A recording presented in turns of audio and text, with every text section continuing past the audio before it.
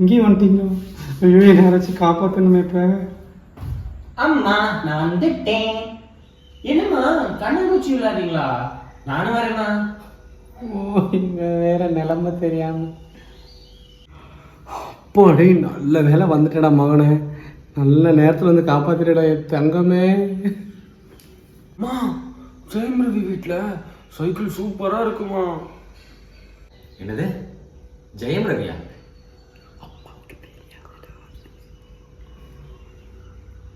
ஆமா, நீ எங்க போன? அப்பா கடைக்கு தான்ப்பா போனேன். கடைக்கு போனதெல்லாம் சரி, என்ன கையில ஒண்ணுமே இல்லை, என்ன வாங்கிட்டு வந்த? அப்பா அது என்ன நான் போறேன் சொல்றேன். அம்மா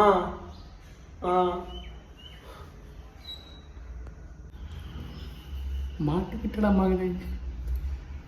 அப்பா ஜெயம் ரவி வீட்டில் புதுசாக சைக்கிள் வாங்கியிருந்தாங்களா, அது கூப்பிட்டுருந்தான். அதான் சும்மா பார்க்க தான்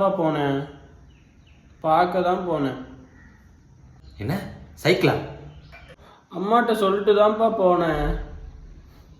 ம், உங்க அம்மா கிட்ட சொல்லிட்டு தான் போனியா?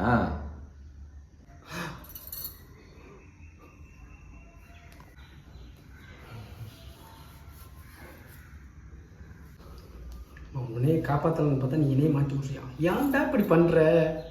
ஏய், என்னங்க என்னடி எனக்கு குசு பேசிட்டு இருக்க? பித்தலாட மாட்டேன் ரெண்டு பேருமே. நீ என்னடா கடைக்கு போனான்ற, அவன் என்னடா ஜெயம் ரவி பார்க்க போனான்றான். எது உண்மை? சொல்லுடி. ஓவரா நடிக்கிற. இந்த நடிப்பெல்லாம் என்கிட்ட ஆகாது. நடிக்கலங்க. ஏங்க நான் எங்க போய் சொல்ல போறேன்? என் மேலே நம்பிக்கை இல்லையா உங்களுக்கு? அவன் ஜெயம் ரவி வீட்டுக்கு போறேன்னு சொன்னாங்க, நான் தாங்க மறந்துட்டேன். உங்க கூட சேர்ந்து எனக்கும் ஞாபகம் மறந்துங்க. நீங்கள் தான் அதுக்குள்ளேயுமே கொலுசுங்கன்னீங்கன்னா எனக்கு மண்டையே வேலை செய்ய போயிடுச்சுங்க. சொல்லிட்டு தாங்க மகன் போனான், ஜெயம் ரவி வீட்டுக்கு சைக்கிள் வாங்கிக்கணும்னு பார்க்க தாங்க போனான். ஏங்க போட்டு கடிக்கிறீங்க எங்கள் ரெண்டு பேரையும்? கொலுசுங்க. ஐயோ ஏமா என்னம்மா ஆச்சு? எந்த கொலுசுமா இவர் சொல்லிட்டு இருக்கிறாரு? அன்னைக்கு அந்த கொலுசை விற்று மீசோல 2 சுடிதார் வாங்கினீங்களே அதுவா? ஏப்பா என்கிட்ட கேட்டுருக்கலாம்லப்பா. அந்த கொலுசு உங்களுக்கு என்ன? அந்த கொலுசு எங்கள் அம்மா வீண் சொன்னவங்களாம் பண்ணல ஒன்றும். அதை விற்று ஒழுங்கா 2 மீசோல தான் 2 சுடிதார் வாங்கினாங்க. அதுக்குள்ள எங்கள் அம்மா சும்மா திட்டிகிட்டே இருந்தீங்கன்னா கரெக்டு தானம்மா? ரொம்ப கரெக்டு சாமி. ஆமாம். ஐயோ ஆண்டவா, நான் உன்னைய காப்பாற்ற போராடிக்கிட்டு இருக்கேன், நீ என்னைய கோர்த்து விட்டேட மகனே. ஏன்டா இப்படி பண்ற? உங்க அப்பா என்னை தூக்கி போட்டு நீ மிதிச்சு பந்தாட போறதுடா. உன்னால என்ன முடியுமோ அதை பண்ணிட்டல. இப்போ சந்தோஷமா?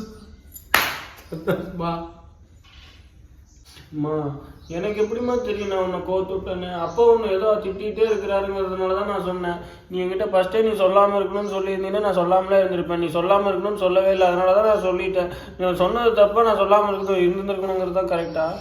எனக்கு புரியலம்மா உண்மையாலுமே. நீ கஷ்டப்படாதம்மா. நான் சொன்னது எதுக்காகனா உன்னை காப்பாற்றுறதுக்காக தான்மா.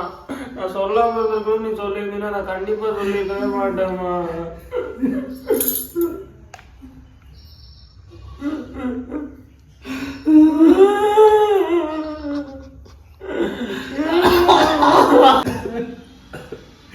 எனக்கு ஒண்ணுமே விளங்கலடா. என்னடா பேசுறேன்? தமிழா இல்ல தெலுங்காடா? இதுக்கு உங்க அப்பா கிட்ட நான் அடியே வாங்கிடலாம்டா. போல இருந்துச்சு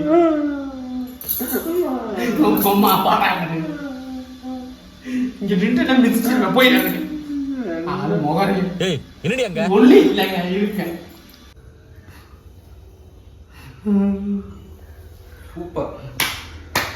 2 பேரும் சூப்பரா நடிக்கிறீங்க. 2 பேரும் சேர்ந்து சீரியல் போனீங்கன்னா வச்சுக்கோங்க, பக்காவாயிட்டாங்க.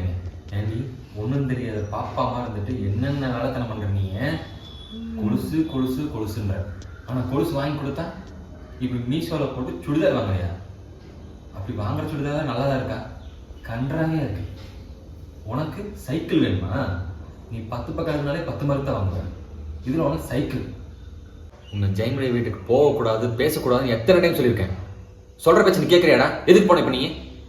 அப்பா ஜெயம் ரவி வீட்டில் சைக்கிள் வாங்கியிருந்தாங்க, சும்மா பார்க்க தான் போனேன் நான்.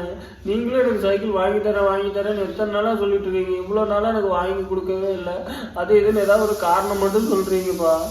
சைக்கிள் பார்க்க தான்ப்பா போனேன். அவன் மட்டும் இல்லை, அவன் பக்கத்தில் அந்த சைடு இருக்கிறாருல சிம்பு, அவனும் புதுசாக சைக்கிள் வாங்கிட்டான். அவங்க அப்பா அவனுக்கு புதுசாக ஜாமெண்ட்ரி பாக்ஸு, புதுசாக பேகு எல்லாமே வாங்கி கொடுக்குறாரு. நீங்கள் உங்கள் பெரியப்பா பையன் இருக்கிறாருல, அவனோட பழைய ஜாமெண்ட்ரி பாக்ஸ் எடுத்துக்கூடாதுன்னு சொல்லி அதை எடுத்து கொடுக்குறீங்க. எல்லாமே எனக்கு பழசாக தான் கொடுக்குறீங்க, எதுவுமே புதுசாக வாங்கி கொடுக்கல. அந்த பேகும் பழசு, எல்லாமே இப்படியே வாங்கி கொடுக்குறீங்க. சும்மா பார்க்க தான்ப்பா போனேன் நான். என்னவே கேள்வி கேட்குற அளவுக்கு நீ ஆகிட்ட. நான் படிக்கும் போதெல்லாம் ஓட்ட டவுசரை போட்டுட்டு இங்கேருந்து 3 கிலோமீட்டர் மாங்கு நடந்து போய் படிச்சுட்டு வருவேன். அப்போல்லாம் எங்கள் வீட்டில் கரண்ட்டு கூட இருக்காது. எங்கள் அம்மா அவ்வளோ கஷ்டப்பட்டு என்னை படிக்க வச்சாங்க. உனக்கு இவ்வளோ வசதியாக இருந்துமே நீ படிக்க மாட்டேன்ற. ஏன் படிக்க மாட்டேன்ற? எங்கள் அண்ணன் பையன் வாங்கி கொடுக்குறான்னா ஆமாம், அவன் ஃபஸ்ட் ரேங்க் எடுத்தான், அவனுக்கு வாங்கி கொடுத்தாங்க. நீ என்ன மார்க் எடுத்த சொல்லு பார்க்கலாம். வெளியே என்னால் சொல்ல முடியல. என் ஃப்ரெண்ட்ஸில் எனக்கு கலாய்க்கிறானுங்க, உன் பையன் என்னடா இவ்வளோ மார்க் எடுத்திருக்கான் அப்படின்னு. அவன் பையன்லாம் அவ்வளோ மார்க் அவ்வளோ ஆதங்கமாக இருக்கும் மேலே. படிக்க கூட மாட்டேன்ற. அவன் அவ்வளோ நேரம் படிக்கிறான், காலையில் நேரத்தில் வச்சு படிக்கிறான். நீ புக் எடுத்து வச்சு கூட நான் பார்த்ததே இல்லைடா. நான் சொல்கிற பிரச்சனை நீ ஃபஸ்ட்டு கேட்குறியா? அவன் கூட பேசாதறானா பேசுகிறேன், இங்கே போகாதறானா போகிறேன், டிவி பார்க்காதறானா பார்க்குறேன்.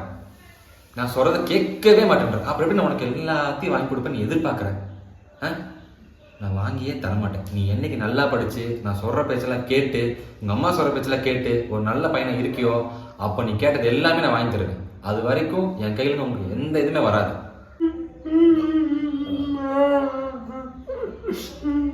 நீ அழுகாத வாசு. நீங்கள் ஏன் பையனை சும்மா போட்டு கடின்னு கழிச்சுக்கிறீங்க? உங்கள் அம்மா உங்களை நல்லா பொத்தி பார்த்தாங்களா? அதே மாதிரி தான் நானே என் பொத்தி பார்க்குறேன். இப்போ விளையாட்டு வயசில் அப்படி இருக்கான், அவன் நல்லா வந்துடுவான். சரிங்களா? நீங்கள் போட்டு திட்டிக்கிட்டு இருக்காங்க, அவன் என்னை திட்டுற மாதிரி அவனை திட்டிக்கிட்டு இருக்காங்க. உங்களுக்கு நல்லா இருக்காது சொல்லிட்டேன். நல்ல வாசு. ஓ, பையனுக்கு சப்போர்ட் பண்ணுறியா? உன்னோட செல்லத்தினால தான் அவன் தருதலையாக போயிட்டு இருக்கான். உன்னை வெளுத்தா சரியாக போயிருப்போம்.